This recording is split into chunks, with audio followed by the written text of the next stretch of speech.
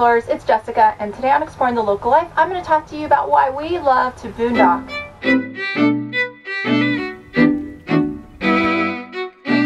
So before I really get into why we love boondocking, I'm going to go ahead and define it for you. So the narrowest definition for boondocking is to be camping out in the boonies, out in the middle of nowhere. Now there's other more broad definitions which we like to use.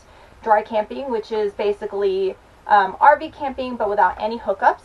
There is wild camping, and there is dispersed camping. I think the biggest thing between the strict definition of boondocking being out in the boonies is that there's going to be a lot of absolutely nothing.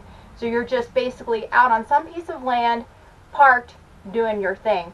Where dry camping and dispersed camping can also include maybe some campgrounds that don't have any hookups at all. So you just pull in, there is a defined campsite, but it just has no water, electric, or sewer.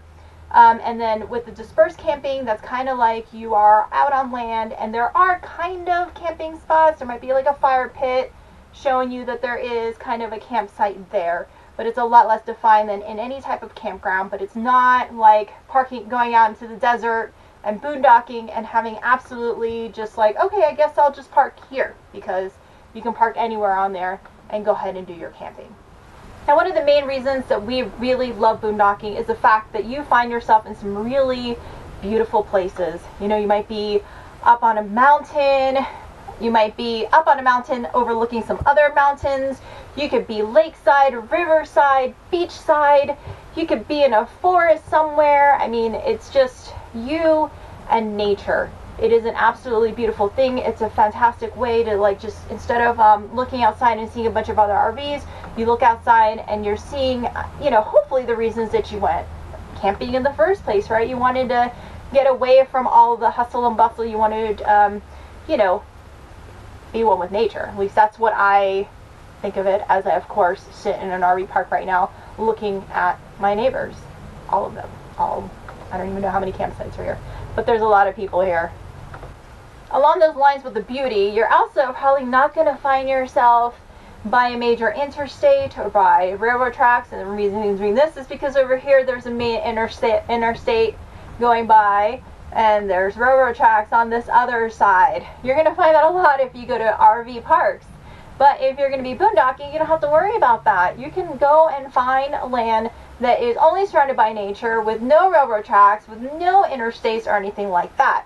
Now, I'm not saying that every now and then you're not going to find a boondocking spot that is just off of a main road and you're like, awesome, this is a great place for me to park and overnight here. That does happen, and that's fine. But I'm just saying, strictly speaking, a lot of RV parks are not always in the most beautiful scenic places.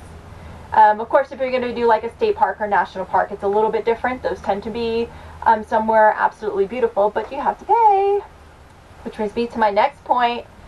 Boondocking is cheap, if not free, because when you are going to a campground in an RV park, you are paying for amenities. You're paying for that pool. You're paying for a paved site, maybe. You're paying for the clubhouse. You're paying for your electricity. You're paying for your water. You're paying for a sewer connection. You're paying for all of those things.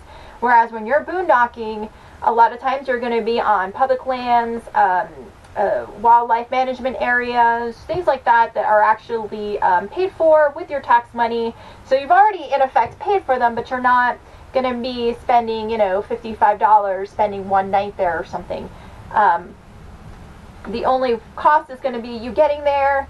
If you're there and you have a generator, you might need to run it, whether if you don't have solar or if there's, you know, not a lot of sun, you might end up using your generator, so you'd be using the fuel that you would use on your generator. But that's pretty much it. The rest of it is going to be like free. So you're out in nature, not along an interstate, and you're not paying for anything. That is like fantastic stuff, right? Another reason that we absolutely love to boondock is the fact that you have a whole lot of space.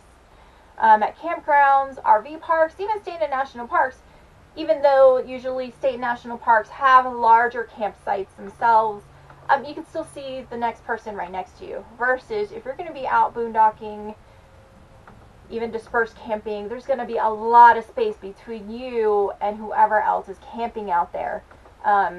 There's a lot more privacy, and you know, some places, if you find a really remote spot, you might be the only people there, which can be really, really cool. And of course, if you do want neighbors, you can pick who they are. You can go there with friends instead of just having a random person pull up next to you at night and you're like, you know, at 7 o'clock at night, you don't know who they are, and they're right there the next morning when you open up your door, there they are.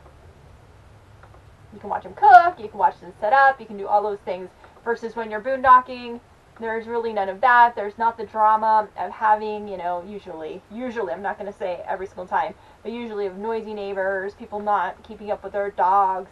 There's a lot more space, beauty, and of course it's cheaper or free when you're boondocking. Now you might be thinking to yourself, Jessica, boondocking sounds awesome. How the heck do I find these places? I have no idea.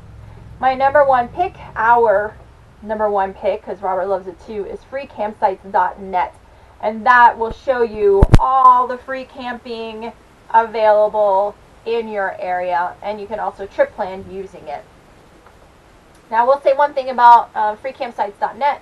They do have some places that are just overnighting only, so keep an eye out for that. But the good thing about that is that it is user input only. So you get to hear the experiences of other people, they rate it, and that way you can determine whether or not it'd be a good spot for you. Another website that we use to find these boondocking spots is Campendium, but we don't use it as much. We really like freecampsites.net. There's nothing against Campendium, it's just a preference. Like freecampsites.net, Campendium is all user input and information. So these are people who have gone there, experienced it, and they're going to share their experience with you. Now, if you think that boondocking sounds really cool, but you're not ready to go out in the desert or up on a mountain, you might want to start small. Maybe start with Boondockers Welcome. It is a member site where you can go and stay on somebody's private property, but it's not a campground. There might not be like a paved site per se. May or may not include some sort of hookups. There's not going to be a clubhouse, things like that. That might be a great way to kind of get a feel for boondocking, and if it's something that you want to explore more. Another place to find introductory boondocking sites, like you're just not being in a campground, being again on somebody's property or a piece of land that somebody owns, is RV with Me. So again, that's another search engine where you can find unique and different places that are not campgrounds, not exactly out on the top of a mountain or in the middle of the desert, but just a slow easing into the idea and concept of boondocking. I really hope that this has given you an idea of why boondocking can be a really amazing experience, maybe giving you some places to look, and if you're not 100% ready, where to start off. If you have any questions or comments, please leave them below, and make sure to hit the bell to subscribe and to get notifications. We'll catch you all later. Bye.